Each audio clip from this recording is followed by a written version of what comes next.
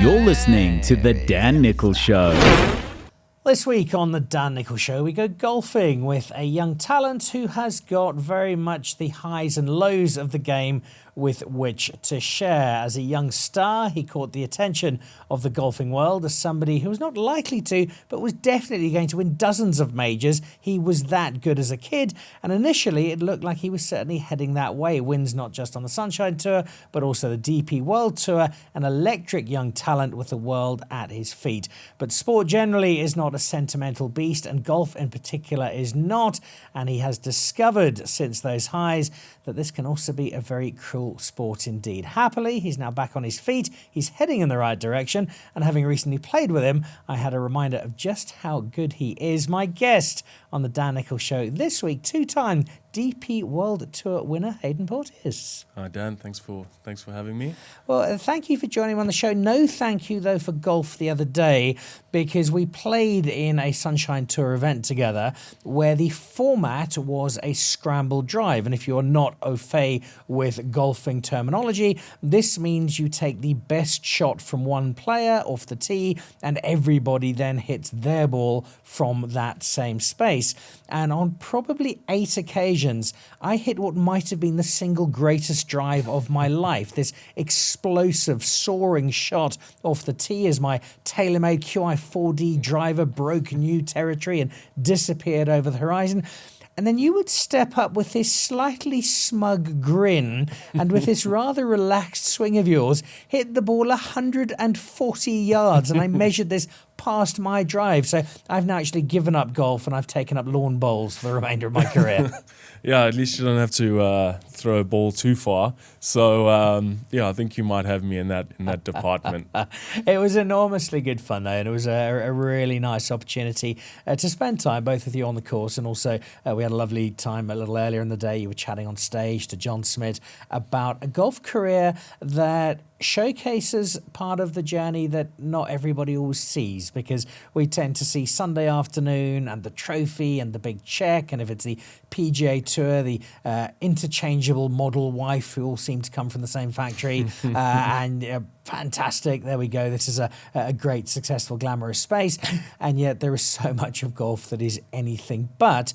And you have experienced all of that, but you also experienced the highs as you came through this career that started as a youngster. And I've spoken to a number of people who watched you at St Stithians, and it wasn't just golf. The young Haydn was an athlete of considerable ability in lots of different sports, but there was just something about golf that caught you and said, right, this is where I'm going to try and make it.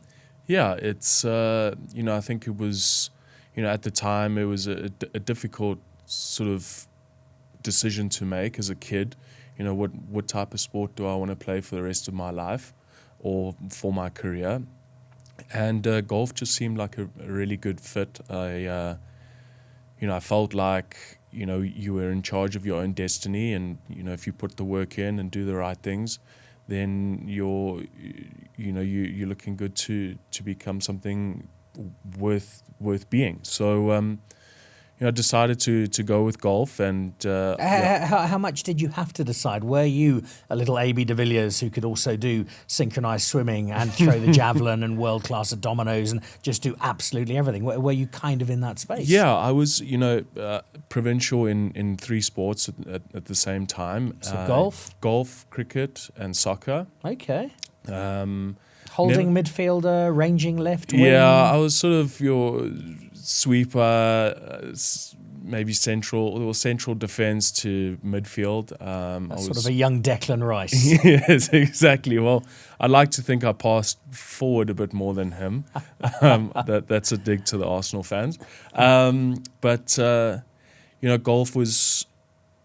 It's a strange beast, as you say. You get highs and lows, and when you think you've got it, that's when golf decides that it's got a different plan for you, and I think that's why I loved the game. And I did show a lot of potential at a very young age. My potential as a young golfer was mostly shown when I emerged from the course with a minimum number of balls lost, and there weren't too many double figures in the scorecard. I've seen golfers at this kind of early to mid teenage level where they just clearly are at another level and the game just comes annoyingly easily and you're hitting it longer than everybody and you're finding greens and you're putting, and it can be, I think, quite easy at the start of a career to both get slightly carried away yourself but also to have friends and family and in particular parents carried away as their pension fund starts to materialize before them. So how was that journey of understanding, yep, I'm quite good, but how good am I really, and how do I translate, well, I think I am quite good, into can this actually work as a career? It's strange. A lot of people do ask me that question. I didn't really put a lot of thought into that. I think when you enjoy something, you don't really feel like you need to push yourself or look towards others to become better. I just wanted to become better. I wanted to go practice. And, obviously when I started winning golf tournaments, I knew, okay, I have some pretty good talent here, but it was never a sort of decision to carry on becoming better. It was just something that just happened naturally. As you say, when you start off so young, it almost becomes like second nature. I lived in Prague, and you see kids, ice skating, before they can even walk. It's quite something to see, and that's the way it kind of felt for me. It just felt very natural. Prague is very important, and we're going to come to that in a moment, but you wouldn't have got to Prague without the journey that took you into professional golf. At what point do you start thinking, the amateur golf's going pretty well, I'm starting to win things, people are starting to talk about me, is professional golf maybe what I could be doing? And then how difficult is it to pull the trigger and decide, yep, I'm actually going to back myself and give this a go? Yeah, I had, pretty good opportunities to go to America to go study. The classroom wasn't my forte, to say the least. There are a lot of St. Stithians teachers listening to this nodding and going, yep, we agree with that. Yeah. And, it wasn't that I was bad. I just had no interest in it. I made a decision very young that, being a sportsman was what I wanted to do in my life. And, when it came to the decision of, going to university or turning pro was what I did.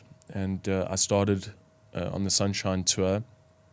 I actually hit the ground running quite early, and, I had a good opportunity to win the Zimbabwean Open.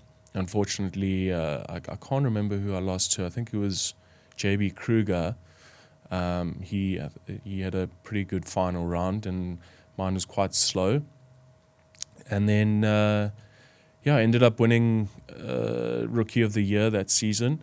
And, as I said earlier in our chat at the Gathering of Greatness is, I didn't have to think about it. It just kind of happened, and obviously with the maturity over the years, you start to think about all these different things, and when you start to think as a golfer, that's when the trouble begins.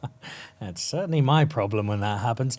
The kickoff went really well. You're Rookie of the Year, as you say. You've got a lot of people going, right, this is the next big thing. And I think from the many times this has come up in interviews and conversations I've heard with you, that process and navigating it was made a lot easier because you had some terrific support, and in particular the person who you mention every single time, and that's your father. And parents in golf can be horrible creatures, Yes. and we've seen this over the years, but they can also be the most important. And I think when that balance between supporting but also letting you be your own person is struck, that's when you have the ideal space. And I never met your father, sadly, but all I hear is what an extraordinary influence he was on not just Haydn the golfer, but on Haydn the person. Yeah, he was an incredible man, and he was, to be honest, the greatest man I've ever known. He was quite hard on me. I wouldn't say he was forceful. He was hard on me in ways that it wasn't about, good or bad golf. It was more sort of the approach that I had to golf. If things weren't going great and, I would hang my head, that's when he would start getting unhappy, just on the fact that, he didn't like to see me give up or not try. That was the only time I ever saw him angry with me. If I played badly and still, stayed positive and kept trying, he had no problem with that. And I think he taught me some very valuable lessons, not only for the golf course, but for life as well. And lessons that were to become even more valuable when the highs were replaced by times that weren't quite so good. But there were those great highs, and when they happened, you certainly wouldn't have known that they would then be a measure against times to come thereafter, because you did do some really cool stuff. Seeing off Zander Lombard to win the Joburg Open, DP World Tour as well as Sunshine Tour. Was that the I think I've made it moment? Yeah, that was an incredible moment for me. I'd grown up watching guys, like Richard Sterney and Charles Schwartzel lifting that trophy, and obviously seeing them go on to do some incredible things in the golfing world. And I felt like I was following in their footsteps, and at the time maybe didn't quite take into consideration how big it actually was, and how difficult it was to actually win on the DP World. And, now looking back, it was quite something. It was a huge marker in the career. It proved to you that you could win. It also made all of South Africa sit up and take notice. And a one-off victory, well, you've won on the DP World Tour. That in itself is huge. When you get the second win, now people are going, right, this kid really is the real deal. And I think South Africans are often a little bit more impressed when it happens abroad, and it happens somewhere exotic, and you're in this great field as you were when the Czech Republic became home of your second victory. Yeah, it's... I think Joburg Open will remain, my favorite victory. Czech Masters was a huge victory for sort of my psyche, my mental side, just based on the fact that, I hadn't grown up playing on that type of grass, very different conditions, and being able to do that in that sort of discomfort meant a lot to me, because I think that was... the time that I realized that, I deserve to be here and I can keep up and compete with some of the world's best golfers. On a tour that had some pretty big names, when you won that, you were already in a space where you're rocking up at the club for the Pro-Am or for the practice round, and there will have been people, I have no doubt, where you stop yourself looking at, goodness, I can't believe that's really... Who were some of those people? Who were some of those... what were some of those moments as you started finding your way onto the DP World Tour? That was quite a shock to the system. When I won Joburg Open, obviously I had no plans on what was going to happen afterwards. Next thing I knew, I was on a flight to Abu Dhabi, and I get on the range on Wednesday, and I'm rubbing shoulders with Matthew Fitzpatrick, Martin Keimer, Lee Westwood, and Rory McIlroy, of course, and it felt very surreal. Did you ask any of them for a selfie? Of course I did. It was it was just such a strange feeling. These guys you see day in, day out on the TV, and then for the next 2 years I have to pinch myself and say I'm actually playing against these guys. So it was quite a shock to the system, but just some of the most memorable times of my life. And I suppose you want to revel in that and take it in, but by the same token, yes, you're Lee Westwood, yes, you're Martin Keimer, yes, you're Rory McIlroy, but my job is to beat you this week, and you've got to set the admiration aside and go, right, well, you know what, I'm also a DP World Tour winner, and I'm here to do a job. Yeah, and especially when you are actually playing with them in the same group as well. I was lucky enough to play with Henrik Stenson and in Dubai.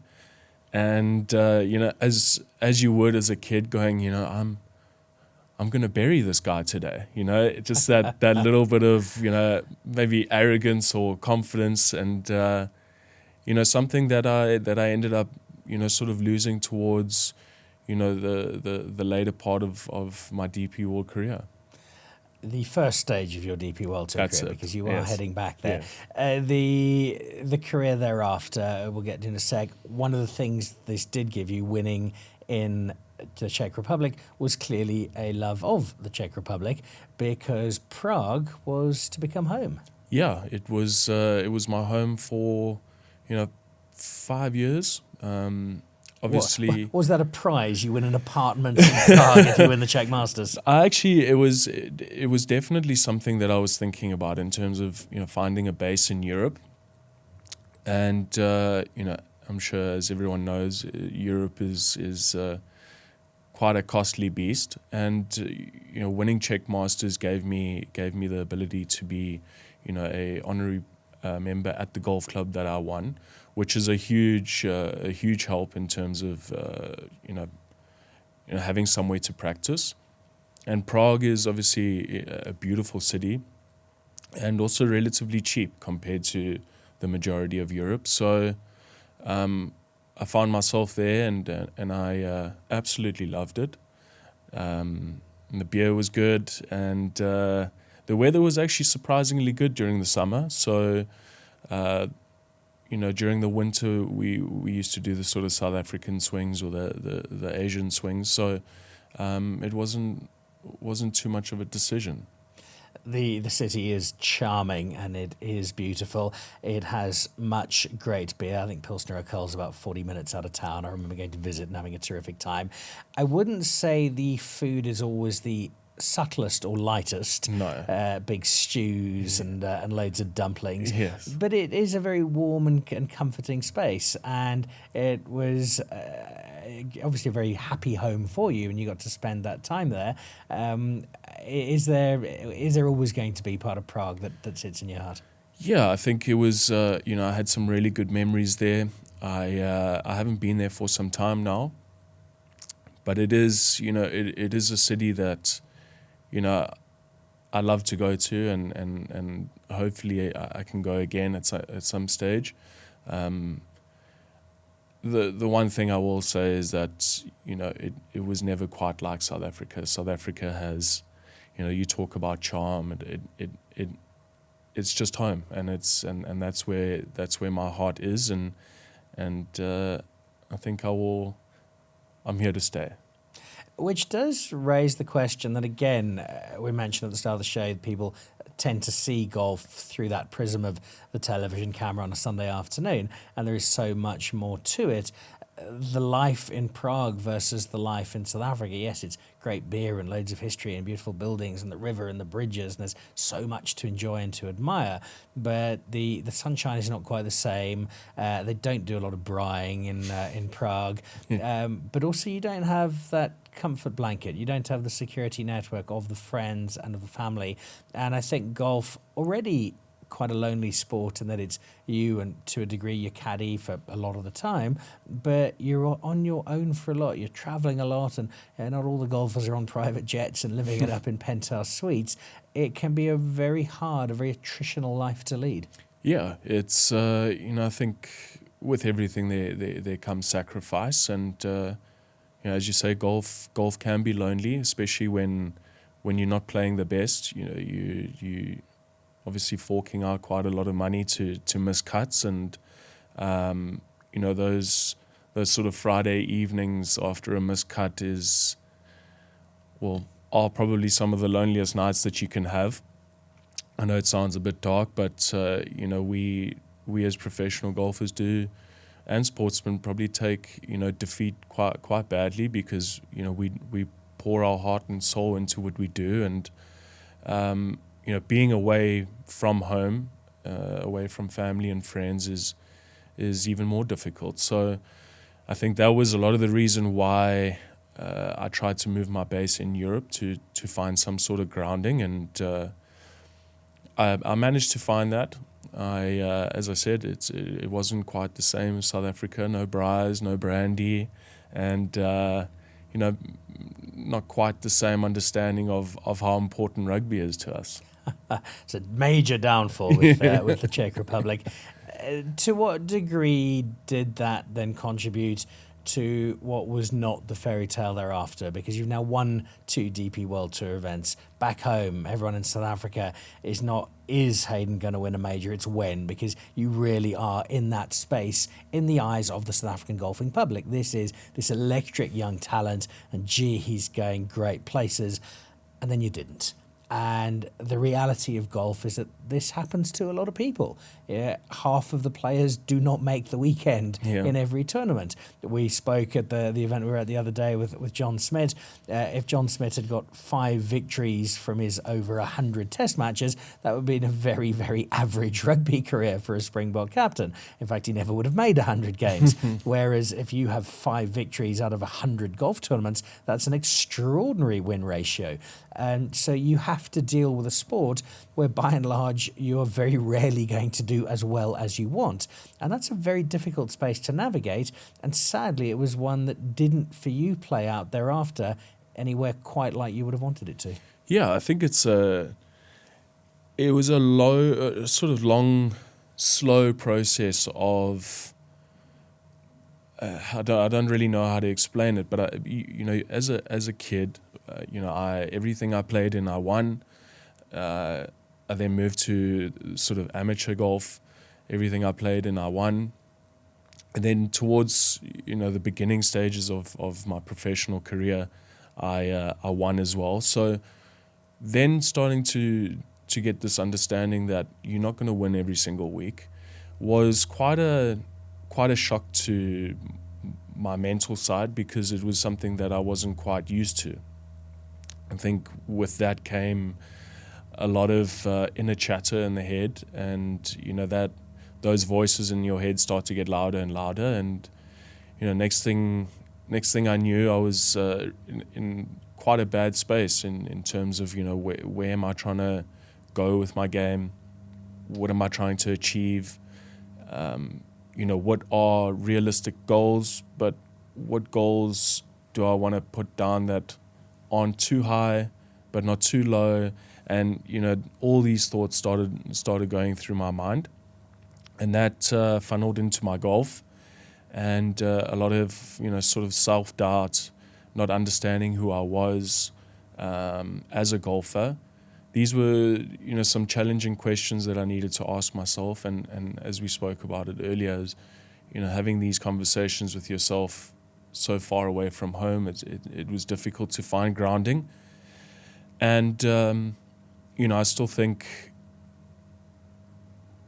all these bad things, or these sort of things that I didn't want to happen, were probably the greatest gift that I could have gotten, because I don't think I would have learned as much from winning as I have got from losing.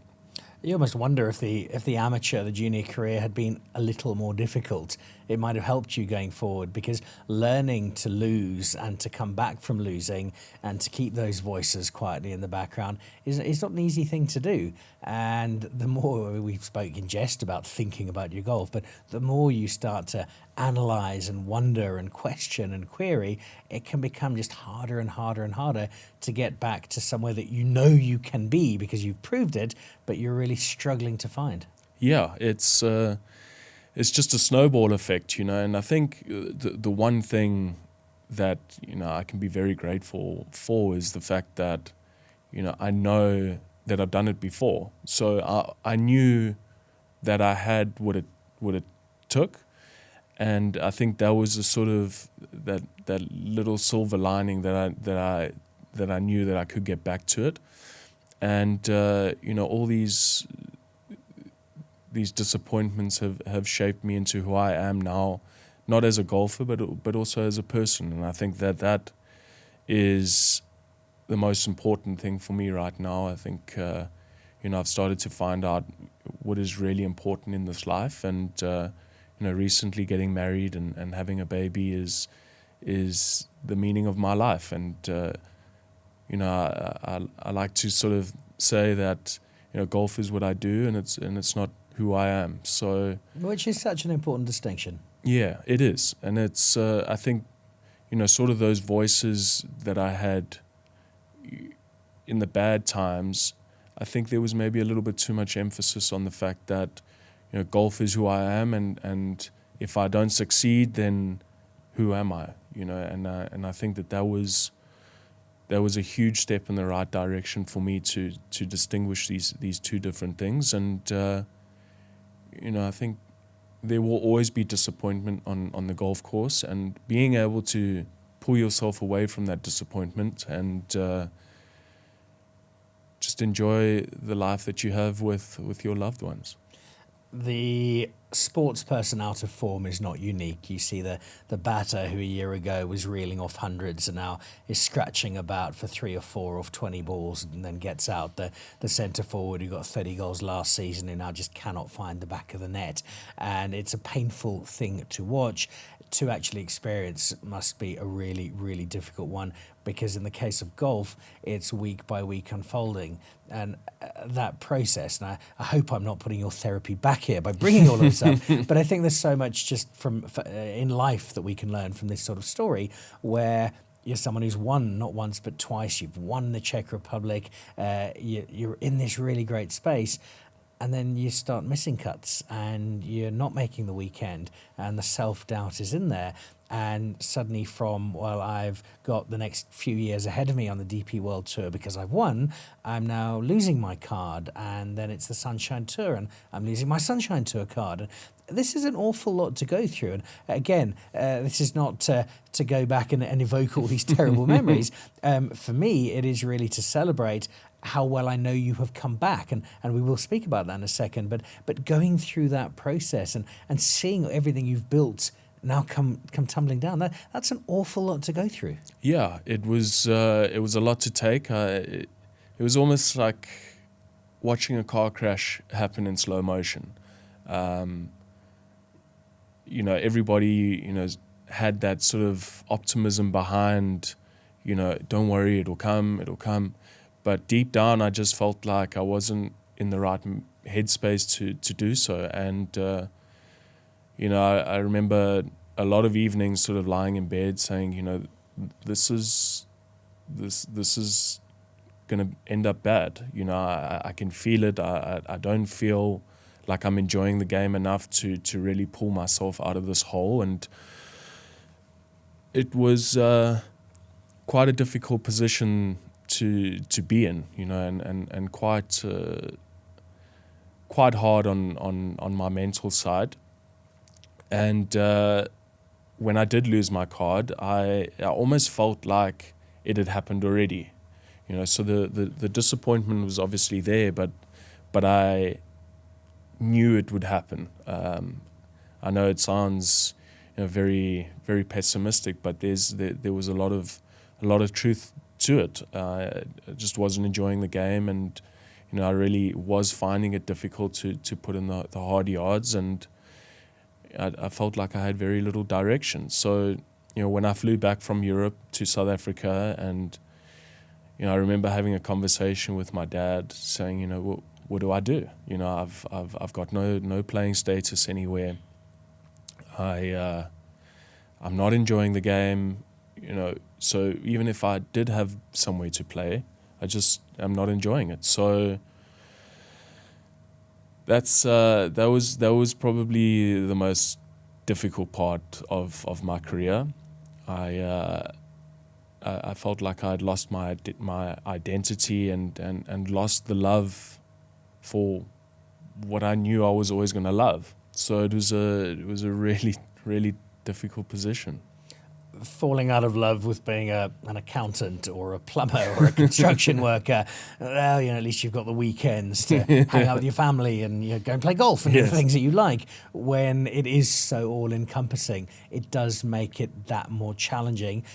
But sometimes you do need to hit rock bottom so you can start building back up.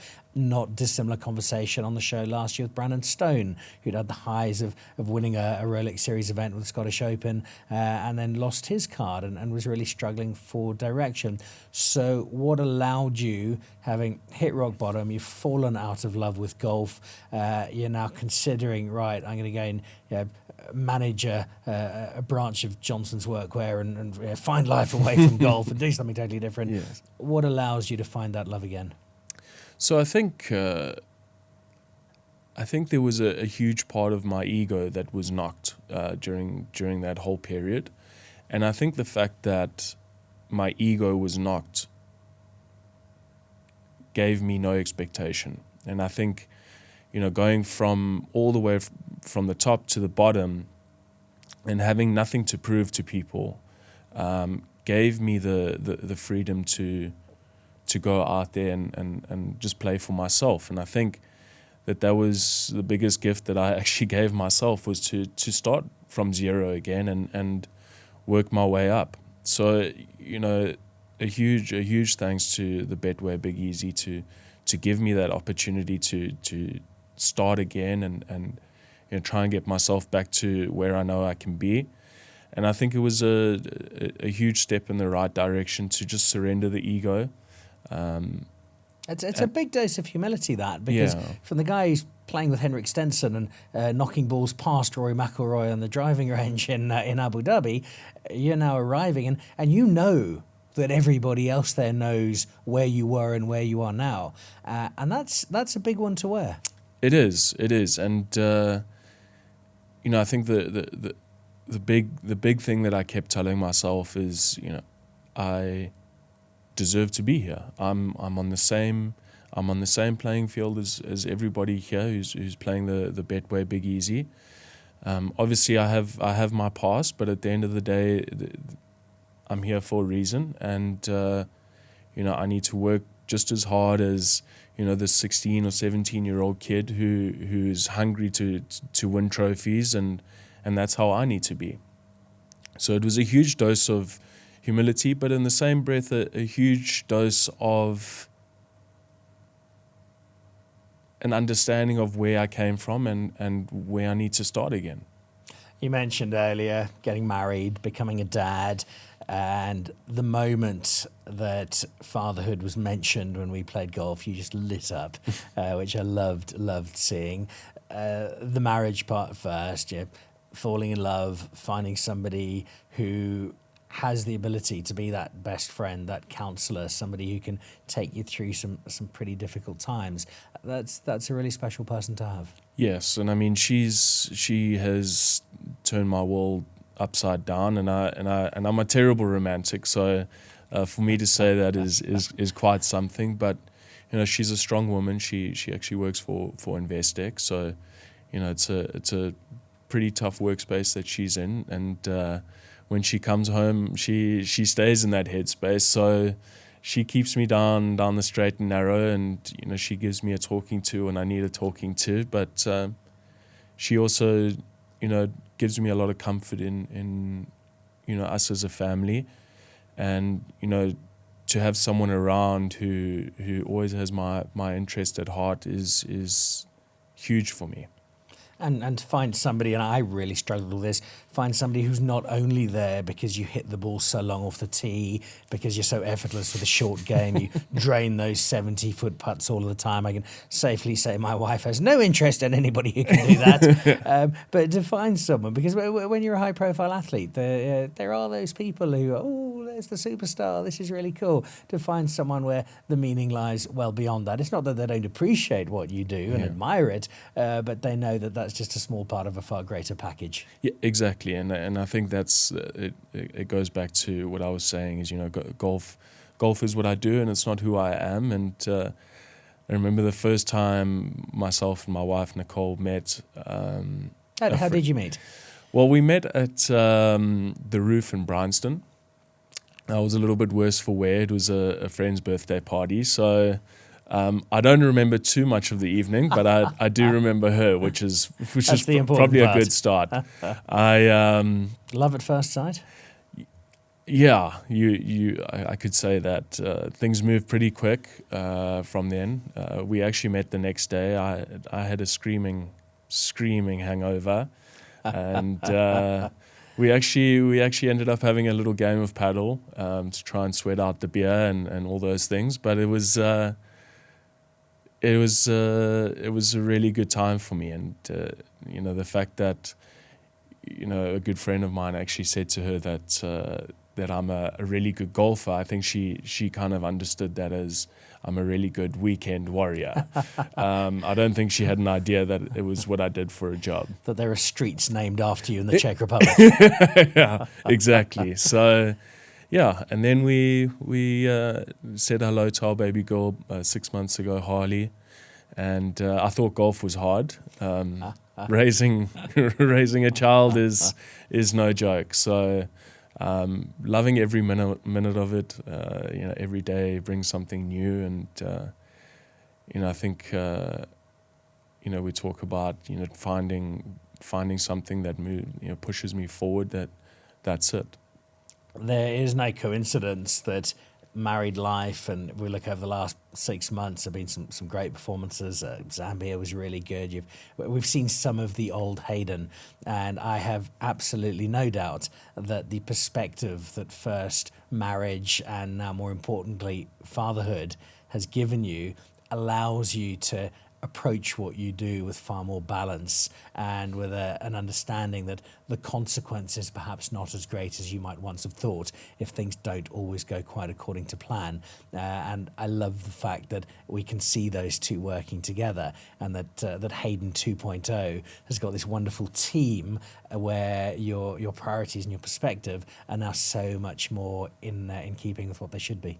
Yeah, I was talking to you about those Friday nights after missing a cut can be lonely, but now with this new perspective, coming home on a Friday evening and seeing the little one, it changes your perspective a lot. And I think it's given me the freedom to go play golf on my terms and how I want to play golf and approach my game. Without being scared of a lonely Friday evening. So, I think the one big thing that I'm starting to feel is that, early on in the career, I was very hit and miss. It was, go big or go home, and I ended up winning a couple of times, but I didn't feel like I had the consistency behind me, and I think that was maybe a huge reason as to maybe why my career started to sort of slump a little bit, because we talk about winning and losing. I was losing a lot more than I was winning. So what's nice to see now in my game is that I won at Gowrie Farm, which Thomas was instrumental in that. That's Thomas Abt, Sunshine Tour Commissioner, wonderful man. And he gave me an invite to that event, and I took it with both hands. So but since then, I've played really consistently. I've put myself into contention quite a few times, and unfortunately not quite got over the line. But more and more building blocks are being put down, and hopefully I can put myself in those situations a few more times. We have spoken about quietening those voices in the background. You can quieten them. You can never entirely make them go away, though. And there is always going to be that voice that reminds you that you are Haydn Porteous, 2-time and counting DP World Tour winner, and you know that you can do it. So in that context, as we look ahead to, say, the next 5 years, when you've had another 5 or 6 children, and Nicholl's CEO of Investec, and the family is flourishing, what would happily represent for you a successful return to the kind of golfing world that you belong in, but for the last while haven't quite been part of? So, for me, it might seem very cliche, but for me, it's just about enjoying the game. When I first started playing golf, I did it because I enjoyed it. I did it because I loved it. It was that was the reason why I played, and if I can stay in that sort of mindset now for the next 5 years, I know that the world is my oyster, and with love comes a lot of effort and a lot of practice, and just a lot of good things will come from just enjoying something. I've got to be honest, if you never made another cut again, as deeply disappointing it would be from a golf perspective, I still think you'd be a very complete and happy man in so many ways, because with Nicholl and with Harley and with finding out what's really important to you, you've got a lot of balance that clearly wasn't always there. But that's not going to happen, because having played with you and being dazzled by the game that is there, we're going to be seeing an awful lot more of you, not just on the Sunshine Tour, where you are a very, very welcome addition, but also on broader tours, because there is too much golf greatness in there not to have the world benefit from it. And I shall be, along with many, many other South Africans, watching proudly from couches on Sunday afternoons as you storm around the world's tours and give us a taste of what once was, but what I have absolutely no doubt is to come again. Thank you, Dan. I really appreciate it. So there we go. It's a salutary lesson on professional sport in general, on golf in particular, where so much of it looks so cool. They make all this money and they travel around the world and they're flying in jets and life is just amazing. Well, so often with golf, it's not, and it can be a real, real challenge. That when you have somebody with the honesty to look at what has happened, what's gone wrong, and how to try and pick themselves back up from the very, very bottom, it really does make for an inspiring tale. And that is exactly the story of a man who I think we should really be referring to the show simply as Harley's dad. My guest on the Dan Nicholl Show this week, two-time DP World Tour winner for now, Haydn Porteous.